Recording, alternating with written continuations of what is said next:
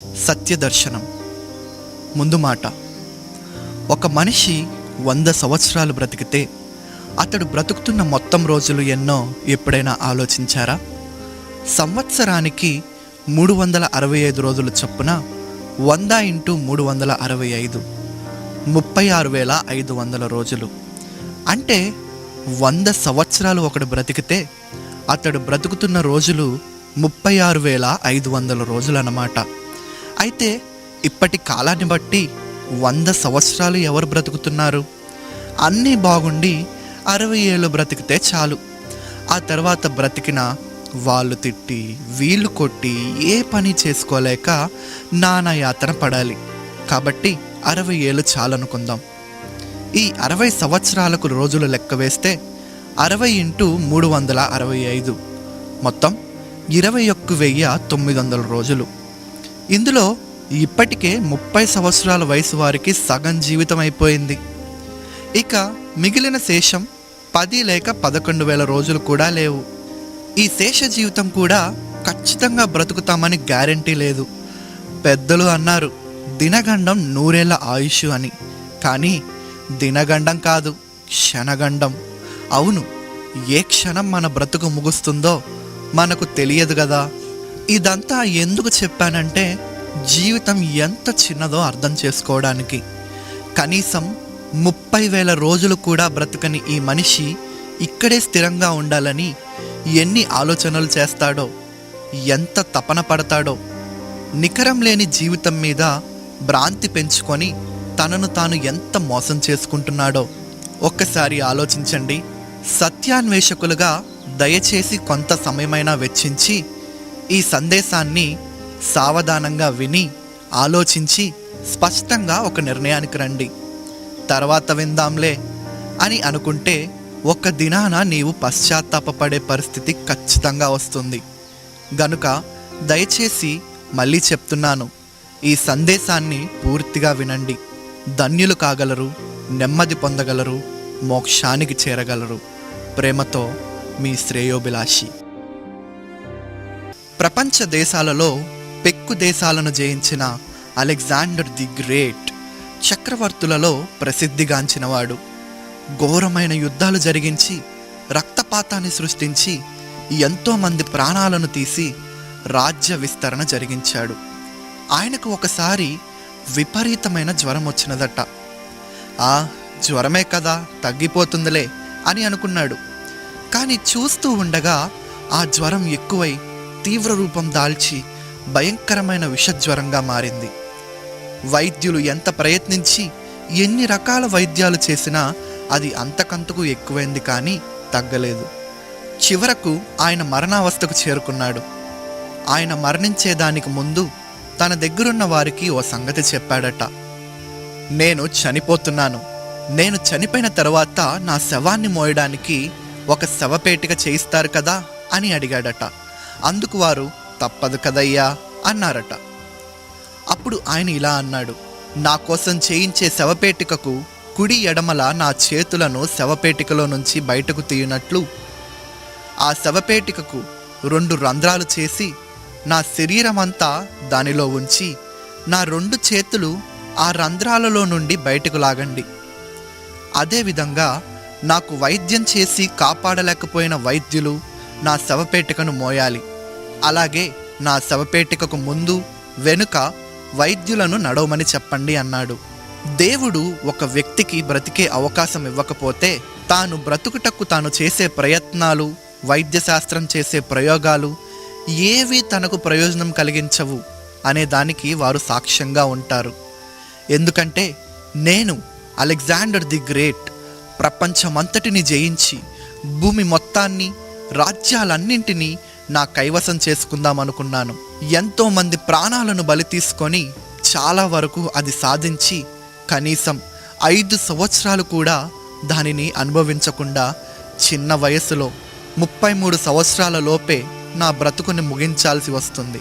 ప్రపంచం మొత్తాన్ని నా వశంలో ఉంచగలిగాను, కానీ నా ప్రాణాలు మాత్రం నా వశంలో కాక దేవుని వశంలో ఉన్నాయని అర్థమైంది. కనుక నా బ్రతుకు ద్వారా ప్రజలకు ఎట్టి సందేశం ఇవ్వలేదు. కనీసం నా చావులోనైనా నా ప్రజలకు ఒక సందేశాన్ని ఇవ్వాలి అనిపించింది. నాలాగే ఈ లోకాన్ని జయించాలి, సంపాదించాలి, అనుభవించాలి అని అనుకునే అమాయకపు వ్యక్తులకు నా ఖాళీ చేతుల ద్వారా ఈ సత్యాన్ని చెప్పాలి. అదేమిటంటే, నేను నా తల్లి గర్భం నుండి ఈ లోకంలోనికి ఖాళీ చేతులతో వచ్చి రాత్రింబవళ్ళు నిద్రాహారాలు మాని అహర్నిశలు శ్రమించి దేశాలను జయించి సుఖం సంతోషం అనేది లేకుండా విస్తారంగా సంపాదించాను. కానీ ఊహించని రీతిలో చాలా చిన్న వయసులో అర్ధాంతరంగా నా బ్రతుకు ముగించి ఈ విధంగా సంపాదించినవేమీ తీసుకోకుండా ఇలా ఖాళీ చేతులతో వెళ్ళిపోతున్నాను. ఎంతటి వారి గతైనా ఇంతే అని చెప్పి కన్ను మూశాడట. నిజమే. ఈ సంగతి పరిశీలన చేస్తే చక్రవర్తులు, రాజులు, ప్రధానులు, ముఖ్యమంత్రులు, సినిమా యాక్టర్లు, పేరు మోసిన డాక్టర్లు, ఇలా ఈ లోకంలో గొప్పవారిగా చరిత్ర పుటలలోకెక్కిన అనేక మంది అగ్నిలో కాలి బూడిదగాను, మరికొందరు మట్టిలో మట్టిగాను కలిసిపోయారు, పోతున్నారు. ఇది వాస్తవం కాదనగలమా? ప్రతి ప్రారంభానికి ఒక ముగింపు ఉంది. అలాగే ప్రతి మనిషి జీవితానికి ఆరంభం, అంతం ఉన్నాయి. ఈ ముగింపు అనేది లేకపోతే మనం ఆలోచించాల్సిన అవసరం లేదు. కానీ ఎంతటి వారికైనా ఏదో ఒకనాడు ఈ చావు తప్పట్లేదు కదా. అందుకే పుట్టిన ప్రతి మనిషి తన ముగింపు గురించి ఆలోచించి జాగ్రత్త పడవలసి ఉంది. కానీ చాలామంది ఈ సంగతులు అసలు పట్టించుకోవడం లేదు. తనతో పాటు జీవితాన్ని ఆరంభించిన వారు, తనకంటే వయసులో చిన్నవారు సైతం తన కళ్ళు ముందే కన్నుమూసి ఆవిరిలా మాయమవుతుంటే కల్లారా చూస్తూ కూడా వారంటే చనిపోయారులే, కానీ నేను అంత తేలికగా చావను, నేను ఇక్కడే స్థిరంగా ఉంటాను అని తన మనసుకు చెప్పుకొని మోసగించుకొని ఆ మోసంలోనే బ్రతికిడుస్తున్నాడు నేటి మనిషి. కొంతమందికి శ్మశాన వైరాగ్యం కలుగుతుంది. అనగా తమ స్నేహితుడో లేక బంధువో లేక ఇరుగు పొరుగున నివసించే వ్యక్తో చనిపోతే అతని సమాధి కార్యక్రమంలో పాల్గొన్న వారి మాటలను పరిశీలిస్తే ఎవరి నోట విన్నా ఏముంది, మాయ జీవితం, ఎంత అవస్థపడ్డాడో, చివరికి ఏం తీసుకెళ్ళాడు అని, ఇది అశాశ్వత జీవితమని, మూనాళ్ల ముచ్చటని వైరాగ్యం ఉట్టిపడుతుంది. కానీ మీకు తెలుసా, ఆ శ్మశాన కార్యక్రమం అయిపోగానే అప్పటి వరకు వైరాగ్య మాటలు పలికిన వారు వాస్తవాన్ని ఆలోచించక, మరణం తరువాత జీవితాన్ని యోచించక మళ్ళీ మాయలోనే పడి కొట్టుమిట్టాడుతూ ఉంటారు. అందుకే దాన్ని శ్మశాన వైరాగ్యం అన్నారు.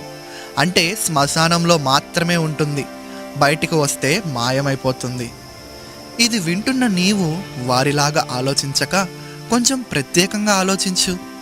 ఈ రోజుల్లో మనుషులు బిజీ అయిపోయారు. వాస్తవాలను ఆలోచించే పరిస్థితిలో లేరు. రోజుకు 24 గంటల సమయాన్ని మనిషికి దేవుడిస్తే కనీసం రోజులో 1 గంట సమయమైనా దేవునికి కేటాయించక 24 గంటలు తన సంపాదన, తన సుఖం, తన వారి సుఖం అంటూ ఖర్చు చేస్తున్నాడు. చివరికి కిడ్నీలు చెడిపోయో, లేక గుండె జబ్బు వచ్చో, లేక ఏ లివర్ జబ్బో, ఇక తగ్గని జబ్బు, మందులు లేని జబ్బు వచ్చి చావు దగ్గర పడుతుంటే ఆ దిక్కులేని స్థితిలో భక్తి కట్టలు తెంచుకుంటుంది. మరికొందరైతే ఆ స్థితి వచ్చినా ఆలోచించని మూర్ఖ శిఖామణులు, ప్రబుద్ధులు కూడా ఉన్నారు. అందుకే అన్నీ బాగున్నప్పుడే మనల్ని సృష్టించిన సృష్టికర్త అయిన దేవుని గురించి, మన ముగింపును గురించి ఆలోచించాలి, తెలుసుకోవాలి. అసలు దేవుడు ఉన్నాడా? ప్రస్తుతం నాగరికత అభివృద్ధి చెందుతున్న నేపథ్యంలో నాస్తికవాదం పెరిగిపోయి దేవుడు అనేవాడు అసలు లేడు అనే స్థితికి మానవుడు ఎదిగిపోయాడు. చాలామంది మనిషి తనంతట తానే పుట్టాడని, అంచెలంచెలుగా జ్ఞానంలో ఎదిగాడని, మనిషే దేవుడని, వేరే దేవుడు లేడని నమ్మి వాదనలకు బయలుదేరారు. ఏమండి, ఏ కుండ తనంతట తాను నిర్మించుకోలేదు. కుమ్మరి చేతులతో మట్టి ముద్దను సారెపై పెట్టి కుండను నిర్మిస్తాడు. ఏ బిల్డింగ్ అయినా తనంతట తాను నిర్మించుకోలేదు, దానిని నిర్మించే మేస్త్రి ఉంటాడు. అలాగే ఇంత చక్కని సృష్టి, మనిషి జీవనానికి అవసరమైన సకల వనరులతో, ఏర్పాట్లతో నిర్మితమైన ఈ సృష్టి తనంతట తాను నిర్మితమైందా? దీనిని సృష్టించిన సృష్టికర్త ఎవరూ లేరా? ఎంత విడ్డూరం! కుండ ఉంది అంటే దాన్ని చేసిన కుమ్మరి ఉన్నాడు. చక్కని భవంతి ఉంది అంటే దానిని నిర్మించే మేస్త్రి ఉన్నాడు.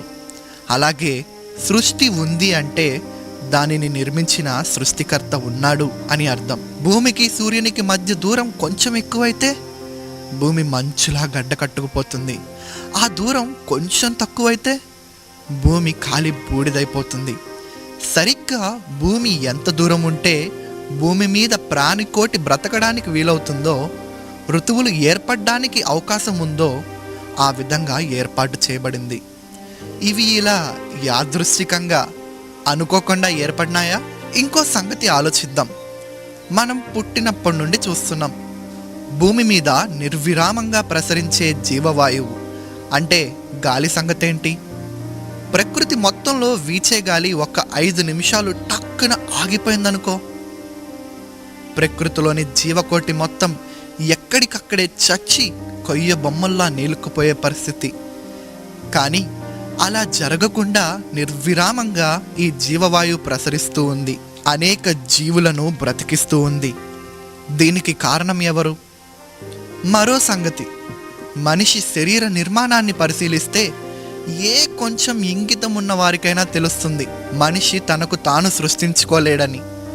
కానీ ఒక వ్యక్తి చేత ప్రత్యేకంగా ప్రతి అవయవం, ప్రతి భాగం, ప్రతి నరం, ప్రతి కీలు, ప్రతి నాడి సమస్తము ఖచ్చితంగా రూపించబడ్డాయని తెలుస్తుంది. అదేవిధంగా పునరుత్పత్తికి ఉపయోగకరంగా స్త్రీకి ఉండవలసిన అవయవాలు, పురుషునికి ఉండవలసిన అవయవాలు పురుషునికి ఎవరిచ్చారు? ఒక వ్యక్తి స్పష్టంగా ఆలోచించి నిర్మించినట్లు లేదు. స్త్రీ గర్భంలో శిశువు ఏర్పడి ఆ బిడ్డ జన్మించగానే వాని ఆకలి తీర్చడానికి తల్లి నుండి పాల ఉత్పత్తి ఏర్పడుతుంది. ఆ పుట్టినవాడు 6 నెలలు వయసు వచ్చేసరికి ఆ పాల బలం చాలదు గనుక ఆహారం తినడానికి, నమిలి మింగడానికి దంతాల ఉత్పత్తి. ఇలా పరిశీలిస్తూ పోతే ఎన్నో సంగతులు కనబడతాయి. పరమాణువు కంటే చిన్నగా ఉండే బీజకణం 6 అడుగుల దేహంగా సకల అవయవాలతో రూపుదిద్దుకుంటుంది. ఇది ఎలా సాధ్యం? ఇది యాదృశ్చికమా? ఒక విత్తనం నాటితే భూమి ఆ విత్తనాన్ని మొలిపించి వందల వేల కాయలు కాస్తుంది. ఆ ఉత్పత్తి చేసే శక్తి భూమికి ఎవరిచ్చారు? ఎందుకు ఉంది? శనగకాయ, అరటికాయ, నారింజకాయ ఈ పండ్లన్నిటిపైన భద్రతా కవచాలను ఏర్పరిచింది ఎవరు? దేవుడు లేడు, దేవుడు లేడు అని వాదించే వారి చావును ఆపగలుగుతున్నారా? చావకుండా మనిషిని శాశ్వతంగా బ్రతికి ఉండేటట్లు చేయగలుగుతున్నారా?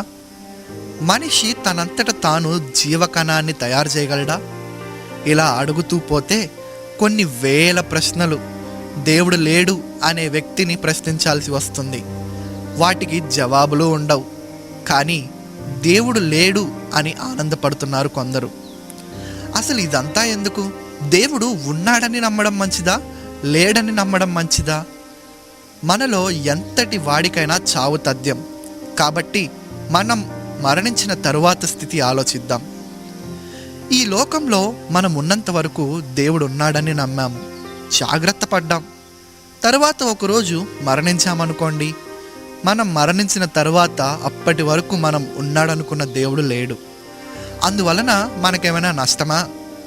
కానీ మనం భూమి మీద బ్రతికినన్నాళ్ళు దేవుడు లేడు, జీవుడు లేడు అని బ్రతికి తీరా మరణించాక మనం లేడు అనుకున్న దేవుడు ఉన్నాడనుకోండి, ఏమిటి పరిస్థితి? కాబట్టి జ్ఞానం పేరుతో దేవుడు లేడనే పిచ్చి తర్కాలకు పోక దేవుడు ఉన్నాడని పసిబిడ్డలాగా స్వచ్ఛంగా నమ్మడం ఎంతైనా మంచిది. ఆయనను గుర్తించి, గౌరవించి, ఆరాధించి సేవించడం ఎంతైనా ఉత్తమం. అయితే దేవుడు ఉన్నాడా, మాకు చూపించు, చూస్తాం అని నాస్తిక సోదరులు అంటారు. సోదరా, తప్పక చూస్తావు. దానికి ఓ సమయం ఉంది. నీవేమీ మృత్యుంజయుడవు కాదు. నీవు ఈ లోకాన్ని వదిలే గడియ ఒకటి ఉంది. ఆ దినాన నీవు తప్పక ఆయనను కన్నులారా చూస్తావు. ఆ దినాన ఆయన లేడు అని ప్రజలు నమ్మించడానికి నీ మేధాశక్తినంతా దారపోసి నీవు చేసిన ప్రచారాలు, ఉపదేశాలు, రచనలు అన్నీ గుర్తు చేసుకొని గడగడ వణికే రోజు వస్తుంది.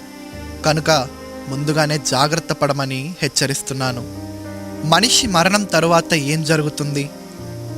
మరణం తరువాత పరిస్థితి గురించి మత గ్రంథాలు రకరకాల వివరణలు ఇచ్చాయి. వాటిని పరిశీలించి ఒక మంచి అభిప్రాయానికి మనం రావాల్సి ఉంది. మనిషి శరీరం చనిపోయిన తర్వాత ఆత్మ బ్రతికే ఉంటుంది అని దాదాపు అన్ని మత గ్రంథాలు సాక్ష్యమిచ్చాయి. అయితే ఈ ఆత్మ ఏమవుతుంది అనే దాని విషయంలో ఒక్కొక్కటి ఒక్కో వివరణ ఇచ్చాయి. ఇక్కడే మనం కొంచెం పరిశీలించాలి.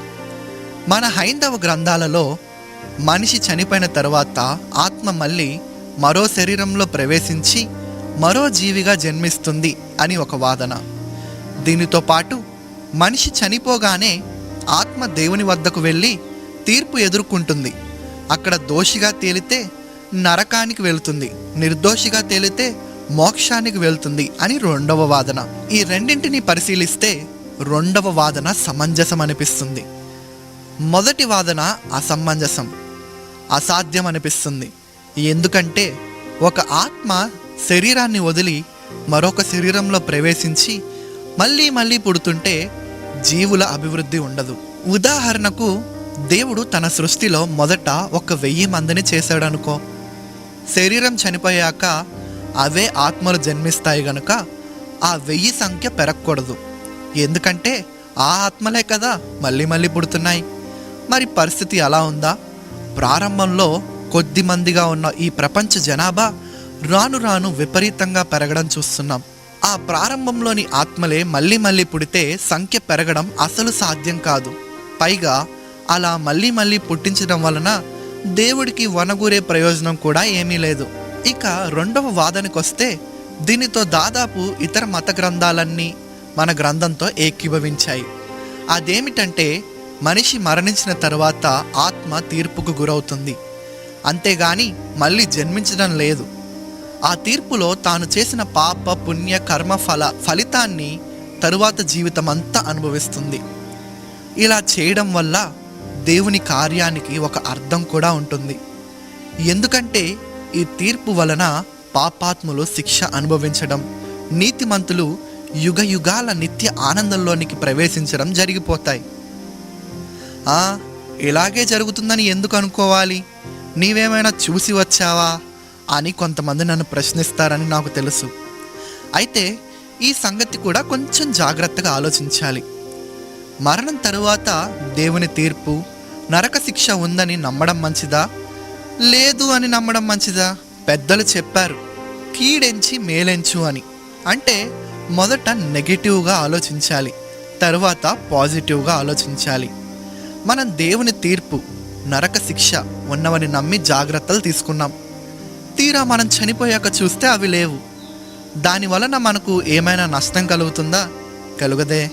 కానీ ఇవన్నీ మూఢనమ్మకాలని కొట్టిపారేసి మన ఇష్టం వచ్చినట్లుగా బ్రతికి చనిపోయిన తరువాత మనం లేవు అనుకున్న తీర్పు, నరకం ఉంటే అప్పుడు మన గతేమిటి? విఘ్నులు ఒక్కసారి ఆలోచించండి. ఇక ఆ సమయంలో మనకు దిద్దుకునే అవకాశం ఉంటుందా? ఉండదు.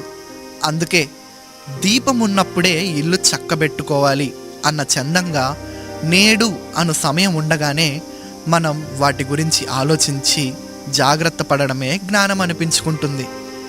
కానీ అవి ఒట్టివేనని త్రోసివేయడం మూర్ఖత్వమే అవుతుంది. ఒక ఆత్మను దేవుడు నరకానికి ఎందుకు పంపుతాడు? భూమి మీద జీవించిన కాలంలో మనిషి చేసిన పాప కర్మలను బట్టి మానవుని ఆత్మను దేవుడు నరకానికి పంపుతాడు. ఇంతకీ అసలు పాపం అంటే ఏమిటి? దేవుడు ఏది చెయ్యవద్దు అని చెప్పాడో అది చెయ్యడమే పాపం. ఏది చెయ్యమని చెప్పాడో అది చెయ్యకపోవడం కూడా పాపమే. ఇప్పుడు మనం మనుషుల జీవితాన్ని చూస్తే 100 మందిలో ఒక్కడు కూడా దేవుణ్ణి గౌరవించడం లేదు. పూర్తిగా ప్రతిదినం ఏదో సందర్భంలో మాట ద్వారానో, క్రియ ద్వారానో, తలంపు ద్వారానో, నడతలోనో, పడకలోనో ఏదో ఒక విధంగా దేవునికి వ్యతిరేకమైన పనులు చేస్తూనే ఉన్నాడు. ఏ పాపం చేయని వ్యక్తి ఒక్కడు కూడా ఈ భూమి మీద లేడు.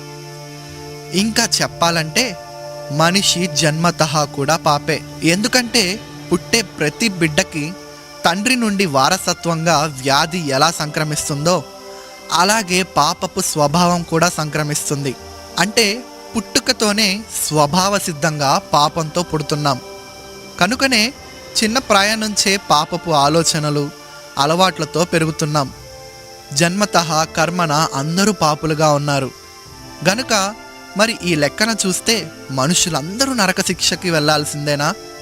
ఖచ్చితంగా. ఎందుకనగా పాపాదవశ్యం మరణం ప్రయాతి, పాపాదవశ్యం నరకం ప్రయాతి అంటున్నది మన ఆర్య ధర్మశాస్త్రం. పాపాత్మునకి మరణం నరకం తప్పవు. మరి ఈ పాపం నుండి నరకం నుండి బయటపడే మార్గం ఏది? ఈ పాపం నుండి విడుదల పొందడానికి మతాలు మత గ్రంథాలు చెప్పిన మార్గములేమిటి? ముందుగా ఇస్లాం మతంలో ముస్లిం సోదరులు ఏది నమ్ముతున్నారు అని వారిని ప్రశ్నించి చూశాను. నేను వారిని, అయ్యా, మనిషి జన్మతః పాపి, కర్మల్లో కూడా పాపం చేస్తున్నాడు, ఆ పాపానికి ఘోర నరక శిక్ష ఉన్నదని మత గ్రంథాలు ముక్త కంఠంతో సాక్ష్యమిస్తున్నాయి. మరి మీరు నమ్ముతున్న ఇస్లాం మత ధర్మంలో పాపం నుండి బయటపడి నరకాన్ని తప్పించుకోవాలి అంటే ఏం చేయాలి అని అడిగాను. అందుకు వారేది నమ్ముతున్నారో అది చెప్పారు. అదేమిటంటే, మా మతంలో పాపాలన్నిటిలో అసలు పాపం, ముఖ్యమైన పాపంగా పరిగణించబడే పాపం అల్లాహుకు తప్ప ఇతర దేవతలకు మొక్కడం, వారిని అల్లాహ్తో సమానంగా చేయడం. ఇదే పెద్ద పాపం. ఇదిగాక మిగిలిన పాపాలు ఏవైనా అవి పాపాలుగా ఎంచబడవు అని ఒకరన్నారు. ఇంకా మరొక ఆయన ఈ విధంగా అన్నారు, ఒక పాపం మన ద్వారా జరిగినప్పుడు ఆ పాపాన్ని బట్టి పశ్చాత్తాపపడితే పాపం పోతుంది అన్నారు. అంతేకాదు, మక్కా యాత్ర జీవితంలో ఒక్కసారైనా చేసి వస్తే జీవితంలో చేసిన పాపాలు మొత్తం పోయి మోక్షం సిద్ధిస్తుంది అన్నారు. ఇంకా ఏమన్నారంటే, రోజు నమాజు చేయడం, ఉపవాసాలు పాటించడం, దాన ధర్మాలు చేయడం వలన కూడా పాపాలు పోతాయని చెప్పారు. నా మనస్సాక్షితో ధర్మానుసారంగా ఆలోచిస్తే పాపం పోగొట్టుకొని మనిషి మార్పు నొంది స్వర్గానికి చేరడానికి వారు చెప్పిన సంగతులు సరిపోవని నాకు అర్థమయ్యి నేను వారిని ప్రశ్నించాను. ఎందుకంటే దేవుడు ధర్మం తప్పకూడదు, న్యాయం తప్పకూడదు. అలా ధర్మం తప్పేవాడు దేవుడు కాజాలడు. కాబట్టి వారు చెప్పినట్లు పాపం చేసి పశ్చాత్తాపపడితే ఆ వ్యక్తిని దేవుడు విడిచిపెడతాడు అనేది నిజమైతే మనిషి పాపం చేయడం మానేస్తాడా? ఇంకా చేస్తూనే ఉంటాడా? చేస్తూనే ఉంటాడు. ఎందుకంటే పశ్చాత్తాపడితే పాపం పోతుంది కదా. అందుకనే మరలా నేను ఈ విధంగా అడిగాను, అయ్యా, నేను ఒక వ్యక్తిని హత్య చేశాను, అతని కుటుంబం నాశనమైంది. ఆ తర్వాత నేను పశ్చాత్తాపపడ్డాను, నమాజులు చేశాను, ఉపవాసాలు ఉన్నాను, హజ్ యాత్ర చేశాను, దాన ధర్మాలు చేశాను. ఇవన్నీ చేశానని దేవుడు నేను చేసిన దుర్మార్గాన్ని విడిచిపెడతాడా? ఒకవేళ విడిచిపెడితే నా వలన హత్య గావించబడిన వ్యక్తికి, నాశనమైన అతని కుటుంబానికి దేవుడు ఏం సమాధానం చెప్తాడు? అప్పుడు దేవుడు న్యాయస్థుడవుతాడా? మరి న్యాయం ఏమిటి? తప్పు చేసిన వాడిని శిక్షించడమే న్యాయం. ఈ సంగతి ముస్లిం సోదరులు ఆలోచించడం లేదు. ఇలానే పాపాలు పోతాయని గట్టిగా నమ్ముతున్నారు. ఇది వింటున్నా మీరు ఆలోచించండి, వారు నమ్ముతున్నది సమంజసమేనా? ఇక నేను పుట్టి పెరిగిన హిందూ మతంలో పాపాలు పోవాలంటే ఏం చేయాలి అని అన్వేషించాను. హైందవ పురాణాల్లో ఒక విధంగాను, వేదాలలో మరొక విధంగాను పాపాల నుండి విడుదల కలిగే మార్గాన్ని సూచించారు. ముఖ్యంగా 100కి 99 మంది హిందూ సోదరులు నమ్ముతున్నది ఏమిటంటే, మనం చేసిన పాపాలకు ప్రతిగా స్వామివారికి ఏదో ఒక అర్పణ ఇస్తే మనం చేసిన పాపాలన్నీ పోయి మనకు మోక్షం సిద్ధిస్తుంది అని. అందుకే ఆకుపూజ, బిల్వార్చన, తైలాభిషేకం, పాలాభిషేకం, పుష్పాభిషేకం, నెయ్యాభిషేకం, కోటి దీపార్చన, సహస్రార్చన, కుంకుమార్చన, కుంకాభిషేకం, పుష్కర స్నానం, పుణ్యనదీ స్నానం, గోదానం, భూదానం, జపం, తపం, వ్రతం, మండల దీక్ష, మాలధారణ, నిలువు దోపిడీలు, తలనీలాలు, అగరబత్తీలు, కొబ్బరి టెంకాయలు, మంగళహారతులు ఇవన్నీ అర్పిస్తున్నారు. అయితే ఇక్కడ మరో ప్రశ్న కలుగుతుంది. అదేమిటంటే, తప్పు చేసిన వానిని శిక్షించడం న్యాయమా? వారి దగ్గర ప్రతిఫలాన్ని తీసుకొని విడిచిపెట్టడం న్యాయమా? నిజంగా మనం ఇచ్చే అర్పణలు దేవుడు తీసుకుంటున్నాడా? పాపం చేసి మనం ఇచ్చే అర్పణలను దేవుడు తీసుకొని మనల్ని విడిచిపెడితే దేవుడు మన పాపంలో పాలిభాగస్థుడవుతాడు కానీ న్యాయాధికారి ధర్మవంతుడు ఎలా అవుతాడు? ఒకవేళ దేవుడు మనం ఇచ్చేవి తీసుకొని మన పాపాన్ని వదిలేసేది నిజమే అయితే పాపం చేసేవాడు మానుకుంటాడా? ఇంకా 4 చేస్తాడా?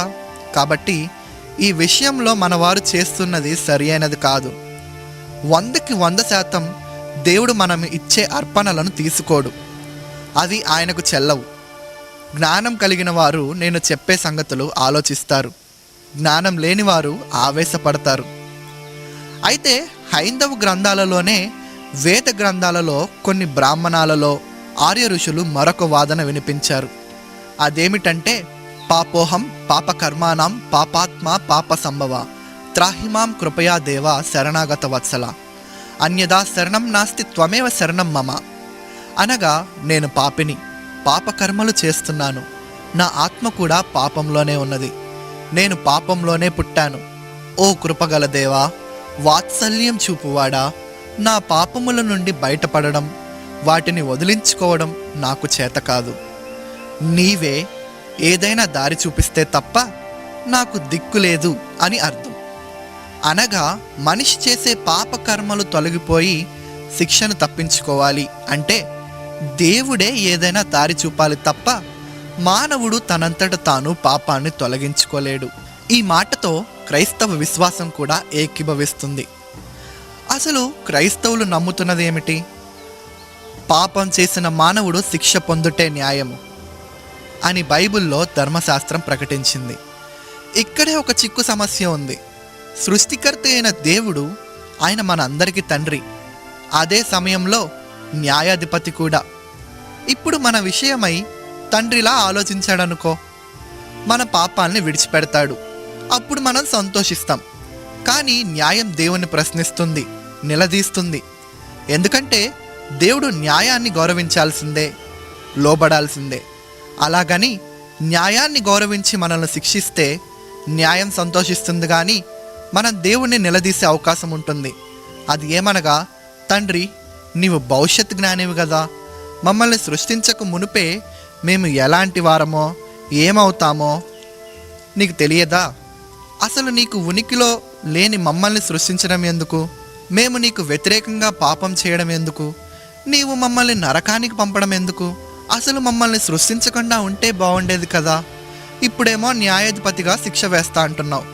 మరి తండ్రిగా ఆ శిక్షను మాకు తప్పించడానికి మా కొరకు ఏం చేశావు అని మనం ఆయనను నిలదీసే అవకాశం ఉంది. అందుకే భూత భవిష్యత్ వర్తమాన కాలాలను ఎరిగిన దేవుడు ఈ సమస్యకు పరిష్కారాన్ని వెదికే మనల్ని సృష్టించాడు. ఈ సంగతి సులువుగా అర్థం కావడానికి ఒక ఉదాహరణ చెప్తాను. ఒక జడ్జి గారున్నాడు. ఆయన చాలా మంచివాడు, నీతిపరుడు, న్యాయవంతుడు. ఆయనకు ఒక కొడుకు కూడా ఉన్నాడు. ఆ కొడుకును తాను ఎంతో ప్రేమించాడు. ఆ కొడుకు పెరిగి పెద్దవాడై చెడ్డ స్నేహాలకు బట్టి చెడిపోయాడు. తన స్నేహితులతో కలిసి అక్రమ కార్యకలాపాలలో పాల్గొని చివరకు ఘోరమైన హంతకుడుగా మారిపోయాడు. తండ్రిని గౌరవించేవాడు కాదు, పట్టించుకునేవాడు కాదు. చివరకు ఒక రోజున వాడు చేసిన దుర్మార్గాలన్నీ బట్టబయలయ్యాయి. అరెస్ట్ అయ్యాడు. పోలీసు అధికారులు అతనిని తెచ్చి కోర్టులో తీర్పు నిమిత్తం హాజరుపరిచారు. చిత్రం ఏమిటంటే జడ్జి అతని కన్నతండ్రే. జడ్జి గారు తన పీఠం మీద కూర్చున్నాడు. ముద్దాయిని తెచ్చి బోనులో నిలబెట్టారు. జనం పరీక్షగా చూస్తున్నారు. ఎందుకంటే బోనులో నిలబడింది ఆయన కన్న కొడుకు గనుక ఎలాంటి తీర్పు ఇస్తాడు అని. వాదోపవాదనలు అయ్యాయి. అతడు చేసిన నేరాలు, వాటి తాలూకు ఆధారాలు అన్నీ జడ్జి గారు ముందుంచారు. పరిశీలించాడు. ఈ నేరాలన్నీ నీవు చేసినట్లుగా అంగీకరిస్తున్నావా అని ప్రశ్నించాడు జడ్జి గారు. అవునన్నట్లు తల ఊపి తలదించుకున్నాడు ముద్దాయి. జడ్జి గారు తీర్పు ప్రకటించారు. ముద్దాయి చేసిన నేరాలన్నీ ధృవీకరించబడినందున ముద్దాయి ఈ నేరాలన్నీ తానే చేశానని అంగీకరించినందుకు ఇతనికి ఐపీసీ 302 ప్రకారం ఉరిశిక్ష విధిస్తున్నాను. అక్కడ ఉన్నవారంతా ఆశ్చర్యంతో చప్పట్లు కొట్టారు. ఎందుకంటే తమ్ముడు తనవాడైనా ధర్మం చెప్పాలి, ధర్మం తప్పకూడదు అని జడ్జి గారు రుజువు చేశారు. మరుసటి రోజు 5వ తేదీ తెల్లవారుజామున 6 గంటలకు ఉరిశిక్షను అమలుపరచాలని ప్రకటించాడు. ముద్దాయిని అధికారులు తీసుకువెళ్లి చెరసాల్లో వేశారు. తాను కూర్చున్న న్యాయస్థానానికి జడ్జి గారు న్యాయం చేశారు. తీర్పు అయిపోయింది. ఇప్పుడు ఆ పీఠం దిగి కిందకి వచ్చాడు. ఇప్పుడు ఆయన ఎవరు? కన్న తండ్రి. చెరసాలలో ఉన్న కొడుకు దగ్గరకు వెళ్ళాడు. చెరసాలలో నేల మీద కూర్చొని తలదించుకొని దిగులుగా కూర్చొని ఆలోచిస్తున్న కొడుకును పలకరించాడు. ఉరిశిక్షను విధించానని బాధగా ఉందా అని అడిగాడు తండ్రి. ఉరిశిక్ష పడిందని బాధగా లేదు, కానీ న్యాయాన్ని ధర్మాన్ని ప్రేమించే నీ కడుపున ఎందుకు పుట్టానా అని బాధపడుతున్నాను అంటూ నిట్టూర్పు విడిచాడు కొడుకు. నేను ఇప్పుడు ఎందుకు వచ్చానో తెలుసా అని మళ్ళీ తండ్రి ప్రశ్న. త్వరలోనే చావబోతున్న కొడుకును చివరిసారిగా చూద్దామని వచ్చినట్లున్నారు కొడుకు సమాధానం. నేను నీకు ఉరిశిక్ష వేసేటప్పుడు మా నాన్న ఒక జడ్జిగానే ఆలోచించి జడ్జి స్థానానికి న్యాయం చేశాడు, కానీ తండ్రిగా నా గురించి ఆలోచించలేదుగా అని నీకు అనిపించి ఉండవచ్చు. అయితే కోర్టులో ఉన్నప్పుడు న్యాయాధిపతిగా నా బాధ్యతను నేను నెరవేర్చాలి. అందుకే నీ నేరాలకు శిక్ష విధించాను. అయితే ఇప్పుడు తండ్రి బాధ్యత మిగిలిపోయింది. దానిని నెరవేర్చడానికే వచ్చాను. ప్రశ్నార్థకంగా చూశాడు కొడుకు. అవును, ఇప్పుడు తండ్రిగా రక్షించడానికి వచ్చాను. నన్ను ఎలా రక్షిస్తారు? నా శిక్ష వేయడమే న్యాయం కదా. శిక్ష రద్దు చేసి నన్ను బయటకు తీసుకురావడం అంటే న్యాయం తప్పినట్లే కదా అడిగాడు కొడుకు. దానికి తండ్రి, శిక్ష పడుతుంది, అది ఖాయమే, కానీ అది నీ మీద కాదు. మరి నా మీద? అవును, నీవు పొందవలసిన ఆ శిక్షను నేనే పొందుతాను. నేను న్యాయాన్ని ఎంత ప్రేమిస్తున్నానో నిన్ను అంతే ప్రేమిస్తున్నాను. న్యాయాన్ని తప్పలేను. అందుకే తప్పులకు తగిన శిక్ష వేసి న్యాయాన్ని గౌరవించాను. అలాగే నా కొడుకు నా కళ్ళ ముందే మరణిస్తూ శిక్ష అనుభవిస్తూ ఉంటే చూస్తూ ఊరుకోలేను. అందుకే న్యాయపీఠం నీకు ఇవ్వని అవకాశాన్ని నీ తండ్రిగా నీ శిక్షను నేను మోసి నీకు విడుదల కలిగిస్తాను.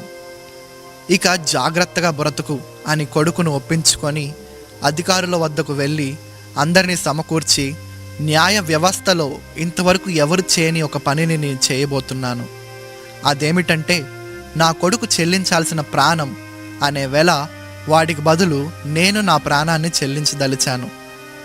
వాడి తప్పుడు జీవితాన్ని దిద్దుకొని బ్రతికే అవకాశాన్ని వాడికి కల్పించాలనుకుంటున్నాను. దయచేసి నాకు సహకరించమని వారిని వేడుకొని కొడుకు స్థానంలో వెళ్ళిపోయాడు. కొడుకుని విడిపించాడు. ఉరిశిక్ష పొందే సమయం దగ్గర పడింది. అధికారులు ఆయన దగ్గరికి వచ్చారు. అయ్యా, రేపు మిమ్మల్ని ఉరితీస్తాము. ఏదైనా చివరి కోరిక ఉందా? ఉంటే కోరుకోండి అని అడిగారు. అందుకు ఆయన, ఉరిశిక్ష పడిన వ్యక్తిని ఉరితీసేటప్పుడు కుటుంబ సభ్యులు చూసే అవకాశం ఇవ్వరు, కానీ నన్ను ఉరితీసేటప్పుడు నా కొడుకు చూసే అవకాశం ఇవ్వండి. వాడి కన్నుల ఎదుట నన్ను ఉరితీయండి. ఇదే నా ఆఖరి కోరిక అన్నాడు. మరుసటి దినం వేకువనే ఆయన కొడుకు చూస్తూ ఉండగా తండ్రికి ఉరిశిక్ష అమలు చేశారు. తన కళ్ళ ఎదుట తన దోషాలకు కన్నతండ్రి విలవిలలాడుతూ ప్రాణం వదులుతూ ఉంటే కొడుకు గుండె అవిసేలా రోదించాడు. తన తప్పుడు పనులను ఎంతో అసహ్యించుకున్నాడు. ఇప్పుడు చెప్పిన ఉదంతంలో ఆ తండ్రి 3 పనులు సాధించగలిగాడు. జడ్జిగా న్యాయం ప్రకారం నేరస్తునికి శిక్ష వేశాడు. తండ్రిగా ఆ శిక్ష మోసి కొడుకును రక్షించుకున్నాడు. కొడుకు కోసం ప్రాణం పెట్టి అతని మనసు మార్చేశాడు. ఇప్పుడు ఆ కొడుకు మళ్ళీ పాత జీవితంలోనికి వెళ్ళలేడు. ఒకవేళ వెళ్ళటానికి ప్రయత్నించినా ఆ తండ్రి త్యాగం అతన్ని ఆపివేస్తుంది. నిజంగా ఈ లోక న్యాయస్థానం ఒకరి శిక్షను మరొకరు మోసేదానికి అంగీకరించినా అంగీకరించకపోయినా దేవుని న్యాయస్థానం మాత్రం అందుకు ఆమోదించింది. ఆ దేవుని అత్యుత్తమ న్యాయాన్ని అనుసరించే పాపానికి శిక్ష పడింది. పాపికి రక్షణ దొరికింది. పాపాత్ముడు మార్పు చెంది నీతిమంతుడుగా మారడానికి దేవుని ప్రేమ, త్యాగం సహాయపడ్డాయి. దేవుడు ఇలా చేస్తేనే మన పాపాల నుండి విముక్తి కలుగుతుంది తప్ప మరో మార్గం లేదు. అదేవిధంగా బిడ్డల పాపాల కోసం ప్రాణం పెట్టిన ఏకైక తండ్రి ప్రభువైన యేసుక్రీస్తు. ఆ బిడ్డలం మనమే. టూకీగా ఒక్క మాటలో చెప్పాలంటే, బిడ్డల తప్పుకు వారైనా శిక్ష అనుభవించాలి, లేదా వారి స్థానంలో ఉన్న కన్న తండ్రి అయినా ఆ శిక్షను అనుభవించాలి. పోనీ మనం ఒకరి పాపాలు ఒకరు మోయడానికి వీలవుతుందా? వీలు పడదు. ఎందుకంటే మన అందరం పాపులమే. ఏ ఒక్కరూ ఖాళీగా లేరు. అందరూ పాప భారంతో నిండిపోయారు. అందుకే అందరి భారాన్ని మోయడానికి ఏ పాపం లేని పరిశుద్ధుడు, ఆ పరమాత్మ తానే రావాల్సి వచ్చింది. అలా అందరి కోసం వచ్చిన ఆ పరమాత్మ యేసుక్రీస్తు ప్రభువు. ఈ సంగతి వేద ఋషులలో కొందరు మహానుభావులు కనుగొని శ్లోకాలు రాశారు. సామవేద తాండియ మహాబ్రాహ్మణంలో సర్వపాప పరిహారో రక్త ప్రోక్షణం అవశ్యం, తద్రక్తం పరమాత్మేన పుణ్యదాన బలియాగం. అంటే మానవుల పాప ప్రక్షాళనకు పరమాత్మ బలియాగమై రక్తం చిందించాలి అని చెప్తున్నారు. రక్తం చిందించిన పరమాత్మ ఎవరు? మనం ఆరాధించే దేవతలలో కానీ దేవుళ్ళలో కానీ మన పాప పరిహారానికి, న్యాయ రక్షణకు, బిడ్డల మార్పు కొరకు ప్రాణమిచ్చిన ప్రేమమూర్తి ఎవరైనా ఉన్నారా? ఉంటే వెళ్ళి ఆరాధించు, నీకు యేసు అక్కర్లేదు. ఈ క్షణాన ఒక క్రైస్తవుడు చనిపోతే అతనికి ఒక నిరీక్షణ ఉంది. అతని ఆత్మ న్యాయపీఠం ముందు నిలిస్తే, అతనిని విచారణకు తెస్తే అతని పక్షంగా జవాబు చెప్పడానికి యేసుక్రీస్తు అను ఉత్తరవాది ఉన్నాడు. ఆయన సాక్ష్యం చెప్తాడు. ఏమని?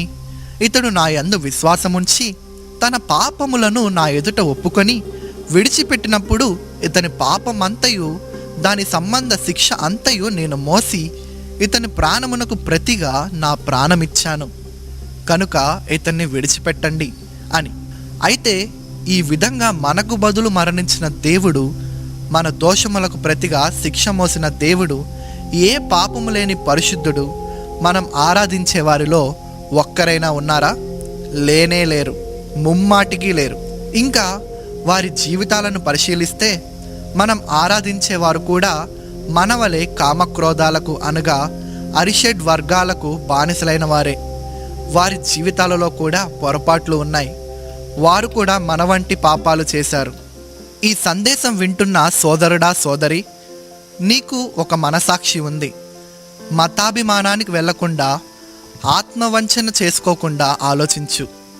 నీవు నమ్ముతున్న మత విశ్వాసంలో, నీవు చేస్తున్న భక్తి మార్గంలో నీ పాపాలు తొలగించి నీకు నరకాన్ని తప్పించే అవకాశం ఉందా? పరిశీలించాల్సిన బాధ్యత నీది. గనుక నీ నిర్ణయానికే వదిలేస్తున్నాను. నేను చెప్పే ఈ సంగతులు నీవు నిర్లక్ష్యం చేస్తే జీవితంలో గొప్ప నష్టాన్ని, మరణం తర్వాత శాశ్వత కష్టాన్ని, యుగయుగాల ఆరని అగ్నిని ఎదుర్కోవలసి ఉంటుంది. ఎందుకంటే ఏనాటికైనా ఈ లోకాన్ని వదలక తప్పదు కదా. ఇవిగాక అనేక సంగతులు శ్లోకాల రూపంలో రాసి ఉన్నాయి. ఋగ్వేదం 10వ మండలం 90వ సూక్తం పురుష సూక్తంలో తొలుత జన్మించిన ఆది సంభూతుడు యజ్ఞమయ్యాడని రాయబడి ఉంది. అలాగే శుక్ల యజుర్వేద సంహితంలో 23వ అధ్యాయం 17వ మంత్రంలో అగ్ని పశువయ్యాడని, యజ్ఞమందు ఆహుతించబడి తిరిగి లేచి భూలోకమునకు అధిపతి అయ్యాడని, ఇలా ఎన్నో సంగతులు రాయబడినవి. ఇవన్నీ యేసుక్రీస్తులోనే నెరవేరినవి. వేరొకరిలో వీటి నెరవేర్పు మనం కనుగొనలేము. అథర్వ వేదీయ గోపద బ్రాహ్మణం పేజీ నంబర్ 41లో చత్వారి సుజ్ఞాత్రయో అస్య పాదాద్వే శీర్షే సప్త హస్తాసో అస్య త్రిధాబద్ధో వృషభో రోరవీత్ మహోదేవో మర్త్యాం ఆవివేశ ఇతి. ఈ శ్లోకం యొక్క భావం, మహాదేవుడు మన నిమిత్తం సాధు జీవి వలె వచ్చి యజ్ఞమవుతాడని. ఇలా అనేక శ్లోకాలు యేసుని గురించి స్పష్టంగా ప్రస్తావించాయి. వేద ఋషులు జరిగించే యాగాలు 7. వాటిలో అజామేధం అనే యాగం సాక్షాత్తు యేసుక్రీస్తు శిలువ యాగాన్నే స్పష్టంగా ప్రకటించింది. ప్రజాపతిర్ దేవేభ్యం ఆత్మానాం యజ్ఞం కృత్వా ప్రాయశ్చిత్. భావం, పుడమి పాప భారాన్ని తొలగించుటకు ప్రజాపతి అయిన దేవుడే యజ్ఞమై ప్రాయశ్చిత్తం చేయాలట. ఇంతేగాక భవిష్య పురాణం ప్రతిసర్గ పర్వంలో ఇలా ఉంది. హిమగిరి శిఖరం మీద ఒకనాడు శాలివాహనుడు వెళ్ళాడు.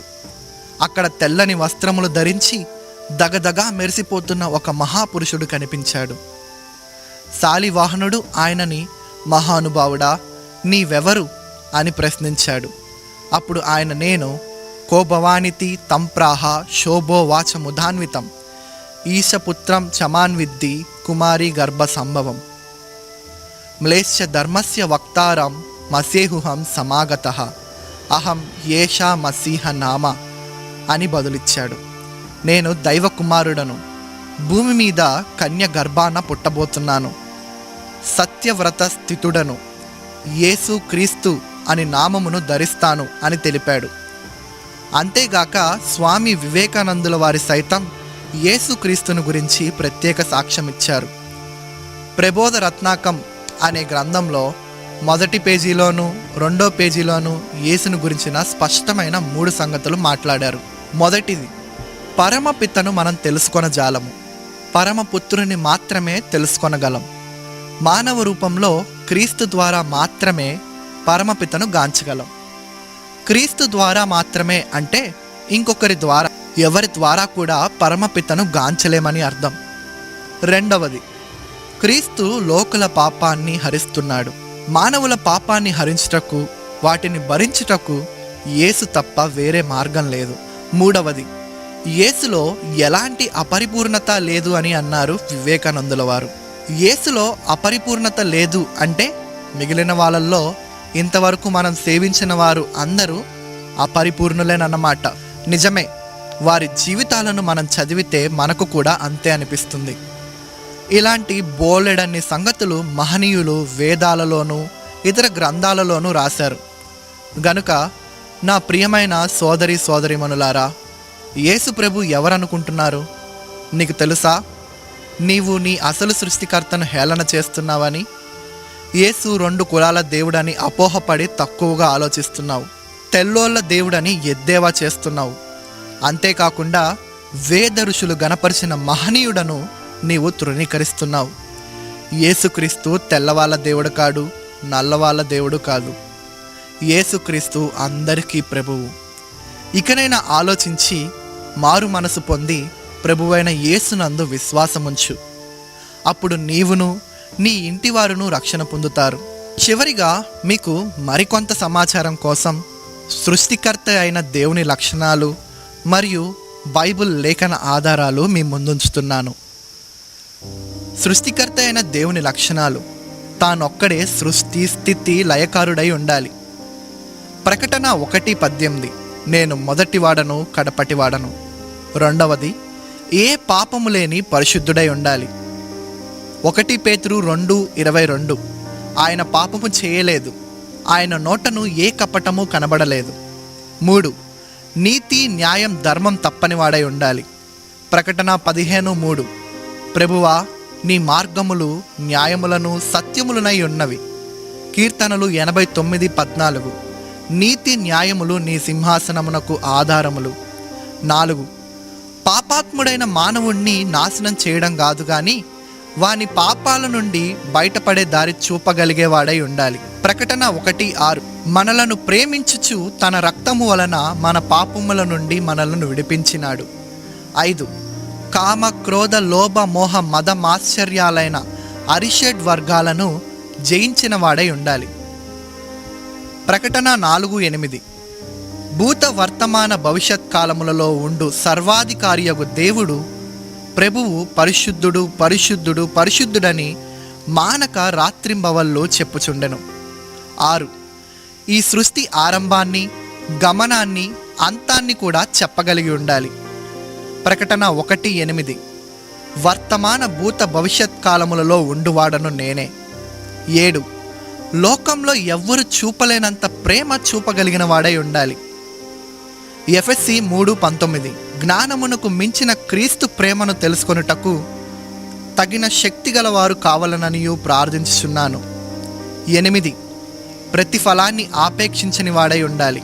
అపోస్తల కార్యములు 17:25 ఆయన అందరికీ జీవమును ఊపిరిని సమస్తమును దయచేయువాడు గనుక తనను ఏదైనా కొదువుయున్నట్టు మనుషుల చేతిలో సేవింపబడువాడు కాదు.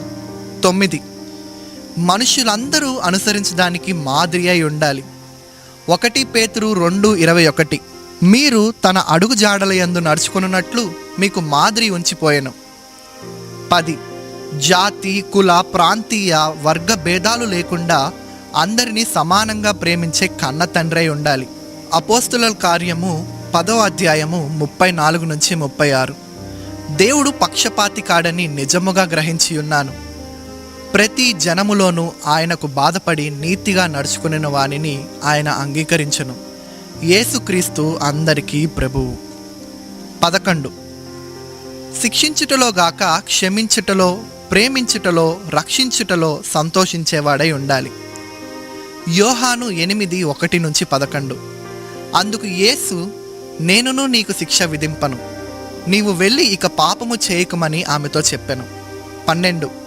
అత్యంత తగ్గింపు గలవాడై ఉండాలి. ఫిలిప్పీ 2:5-8. క్రీస్తు యేసుకు కలిగిన ఈ మనస్సు మీరును కలిగి ఉండుడి. ఆయన ఆకారమందు మనుష్యుడిగా కనపడి మరణము పొందునంతగా, అనగా శిలువ మరణము పొందునంతగా విధేయత చూపినవాడై తన్ను తాను తగ్గించుకొనెను. 13. మరణాన్ని జయించిన వాడై ఉండాలి. 1 కొరింథీ 15:3-4. లేఖనముల ప్రకారము ఆయన 3వ దినమున తిరిగి లేచెను. మీరు విన్న లక్షణాలు కలిగిన దేవుడు మీరు నమ్ముతున్న మతంలో లేక మార్గంలో ఉన్నారో లేదో పరిశీలించుకోండి. నేను అన్వేషించిన నా అన్వేషణలో ఈ కొలతలన్నీ కలిగిన వ్యక్తి ఒకే ఒక్కడు కనిపించాడు. ఆయనే ప్రభువైన యేసుక్రీస్తు. ఈ లేఖనాలన్నీ యేసే నిజమైన దేవుడని, పాప భారముతో నశించిపోతున్న మానవాళిని రక్షించడానికి వచ్చిన లోక రక్షకుడని, మన పాపముల కొరకు ప్రాణమిచ్చిన త్యాగమూర్తి అని, మరణాన్ని జయించి తిరిగి లేచిన ఏకైక వ్యక్తి అని తేటపరుస్తున్నాయి. కన్న తల్లి ఒడికి దూరమైన పసిబిడ్డకు మనం ఏమిచ్చి ఓదార్చి చూసినా తన దుఃఖము నుండి విడుదల పొందలేడు, ప్రశాంతంగా ఉండలేడు. చివరికి ఒక కన్నతల్లి ఒడికి చేరితేనే ఆ బిడ్డ దుఃఖము నుండి విడుదల పొంది ప్రశాంతత పొందుతుంది.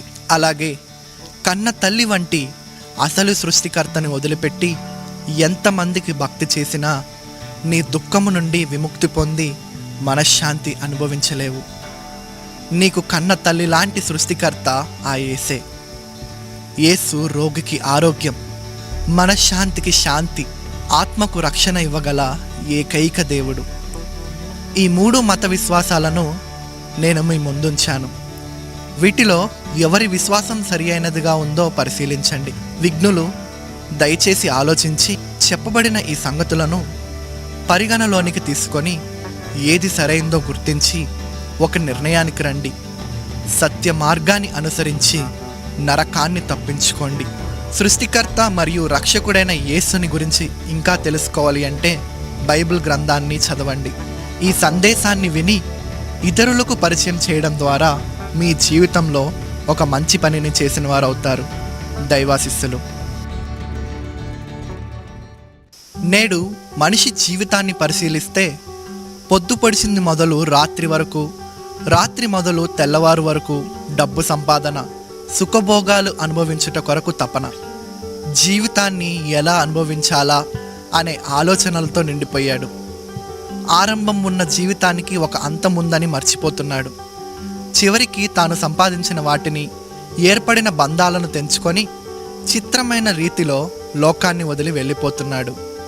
పోయే ముందు ఆలోచిస్తున్నాడు, దిగులు పడుతున్నాడు.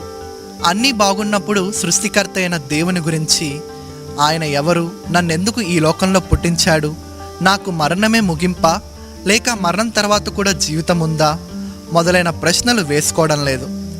ఆఖరికి దేవుని ఆలయానికి వెళ్ళినా తాత్కాలికమైన ఈ చిన్న జీవితాన్ని గురించిన ఆశలు, కోరికలే తప్ప శాశ్వత జీవితానికి సంబంధించిన ఆలోచన లేదు. ఎవరినైనా ప్రశ్నించు, బిజీ బిజీ బిజీ. రోజుకు 24 గంటలైతే దేవుని కనీసం 1 గంట కూడా అన్వేషించే పరిస్థితి లేదు. గంట ఏం కర్మ, పట్టుమని 10 నిమిషాలు కూడా వెచ్చించలేని స్థితిలో నేడు మనిషి బ్రతుకుతున్నాడు. దేవుడి గురించి ఆలోచించేవాడు వ్యర్థుడని, సన్యాసుల్లో కలుస్తాడని, చేతగాని వాడని, తెలివిలేని వాడని వ్యంగ్యంగా మాట్లాడుతున్నాడు. కానీ భగవంతుడు తనను గురించి ఆలోచించే వారి కోసం వెతుకుతున్నాడని తెలుసుకున్నవారు ఆ నిజమైన దేవుణ్ణి కనుగొనవలనని, ఆయన చేరవలనని, ఆయనను సంతోషపరచాలని తపిస్తుంటారు. అలాంటి వారు బహు కొద్ది మందే ఈ లోకంలో ఉన్నారు. వారికి ఆ సృష్టికర్త అయిన దేవుడు తను తాను తప్పక బయలుపరుచుకుంటారు. అటువంటి సత్యాన్వేషణ కలిగిన వారి కొరకే ఈ సందేశం, సత్యదర్శనం.